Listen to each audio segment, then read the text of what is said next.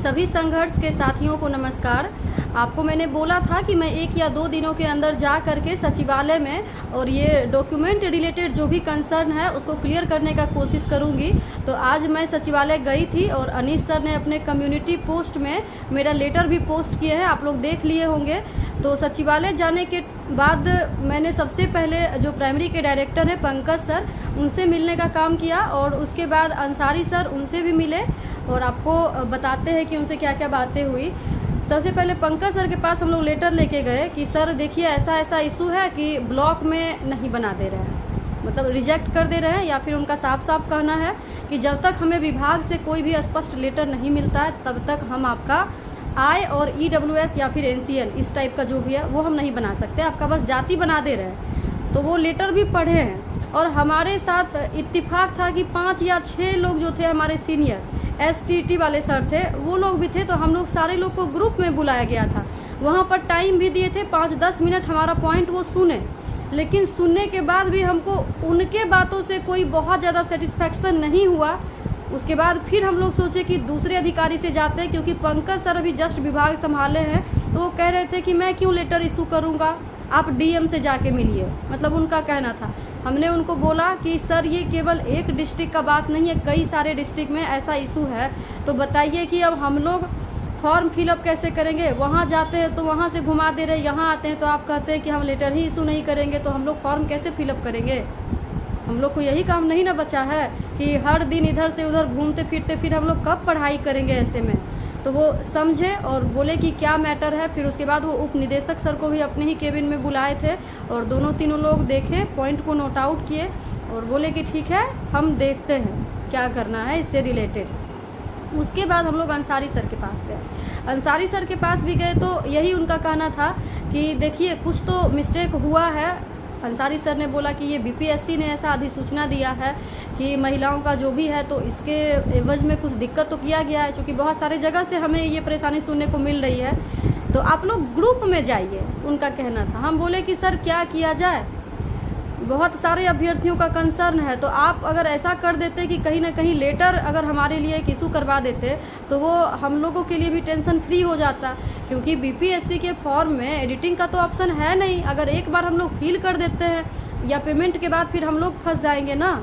तो हम लोग का कुछ भी क्लियर कीजिए, बोलने के बाद पे तो हम लोग बिलीव करने वाले नहीं हैं। तो हमारे सामने ही वो BPSC में पता नहीं किन से बात किए हैं, लेकिन वो कॉल लगाए थे और कॉल लगाने के बाद ये अंसारी सर का ही कहना था कि बाबू तुम लोग ऐसा करो कि सामान्य प्रशासन विभाग में जा सकती हो तो वहाँ जा कर के एक बार क्लियर कर लो, वो ज़्यादा अच्छे से इन चीज़ों को बताएंगे, उनका कहना था। फिर हम लोग सोचे ठीक है जब आए ही हैं तो देख लेते हैं, अगर वहाँ पर भी बात हो जाए, उनसे पूछे भी कि सर मिल लेंगे ना, ऐसा तो नहीं कि वहाँ जाए और फिर मिल नहीं पाए। बट इतना ज़्यादा वहाँ के जो अधिकारी थे इतने हम्बल थे कि बता नहीं सकते। हम 5-6 लोगों को एक साथ बुलाए और उसके बाद वो अपने से जो उनके जूनियर अधिकारी थे उनको भी बोले कि देखो तो इन लोगों का क्या मैटर है, ये लोग क्यों इस तरीके से, मतलब शिक्षक विभाग क्या लेटर ऐसा जारी किया या फिर इन लोगों को फॉर्म फिलअप करने में दिक्कत हो रहा है, सारा पॉइंट नोट आउट करके फिर से इनको लेके आओ। वहाँ गए हैं, वहाँ हमसे एक आवेदन लिखवाए हैं, उसमें सारा पॉइंट हम लोग उनको बताए कि सर ऐसा ऐसा बात है। तो वो कह रहे हैं कि हमें अगर सामान्य प्रशासन या फिर शिक्षा विभाग से लेटर मिलेगा आफ्टर दैट हम आपका बनाएंगे, नहीं तो आप ऐसा करिए कि आधा जो मतलब है वो अपने मायके का लगाइए और EWS और आई जो है वो अपने ससुराल से बनवाइए। तो कहे ऐसा थोड़ी होगा, जब हम लोगों ने साफ साफ लिखा है, सर्कुलर है ये, तो लगवाना तो आपको सारा कुछ जो है वो अपने मायके का ही लगाना है। और आप लोग अगर ऐसा कह रहे हैं तो आप लोग अपना नंबर दे दीजिए और किस किस डिस्ट्रिक्ट से आए हैं ये लिख दीजिए। मंडे तक हम लोग इसका कुछ ना कुछ सॉल्यूशन करेंगे, ऐसा आश्वासन तो दिया गया है। वहाँ पर एक पत्रकार भी थे और एक और भी कोई अधिकारी थे, वो सारा हम लोग का पॉइंट नोट आउट किए हैं। हम लोग उनसे बताया कि सर ये समस्या है कि अधिसूचना में तो लिख दिया गया है, बट जो जाते हैं हम लोग ब्लॉक में तो ब्लॉक में बोला जाता है कि हमें DM का परमिशन नहीं है, तब हम लोग क्या करें, हमारे लिए तो बहुत बड़ा टेंशन है ना। तो देखिए होप सो बोला तो गया है कि हम मंडे तक इसका कुछ भी सॉर्ट आउट करते हैं, लेटर में या फिर मीडिया में जो भी है वो कुछ पब्लिक डोमेन में बोले हैं। तो आप लोग पॉजिटिव रहिए। और एक और सवाल जो आप लोगों से हम रखना चाहते हैं, देखिए झूठ नहीं बोलेंगे। जो 82 मार्क्स वाले थे और जो 75 मार्क्स वाले थे, जब हम लोगों का बात हो गया था हम उनके बारे में भी बोले।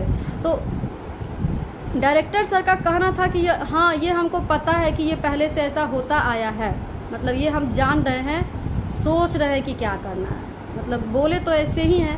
अगर कोई और भी है जो कि इन चीज़ों से सफ़र कर रहे हैं, तो आप लोग भी आसपास में हैं या जो भी, जिस तरह से सचिवालय में जा कर के आप लोग भी प्रेशर बनाइए, क्योंकि संज्ञान में उनके है। हमने उनसे बोला भी था कि सर 6th फेज़ तक तो होता था, जनरल कैटेगरी की फीमेल उनका 82 मार्क्स पे, और जो SC ST और फिजिकली हैंडीकैप्ड 75 मार्क्स पे।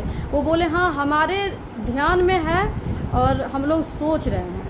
मतलब क्लियर नहीं बताएं, भगवान करे कि वो निकाल दे लेटर, लेकिन हमारे सामने यही बात बोले हैं। बहुत बहुत धन्यवाद। जी हाँ फ्रेंड्स, अगर आप बिहार में शिक्षक बनने की तैयारी कर रहे हैं और पाना चाहते हैं पहली बार में ही सफलता, तो आज हम इस वीडियो में बताएंगे चक्षु प्रकाशन की बहुत ही रेलिवेंट बुक के बारे में, जो कि हर स्टॉल पर अवेलेबल है। साथ ही साथ अगर आप इसको ऑनलाइन परचेज़ करना चाहते हैं तो लिंक आपको डिस्क्रिप्शन में मिल जाएगा, वहाँ से भी परचेज़ कर सकते हैं। चक्षु प्रकाशन की प्रैक्टिस सेट भी हर स्टॉल पर अवेलेबल है, ऑनलाइन भी आपके लिए मिल जाएंगे। तो बिहार शिक्षक भर्ती के लिए आज ही परचेज करें चक्षु प्रकाशन की बुकें।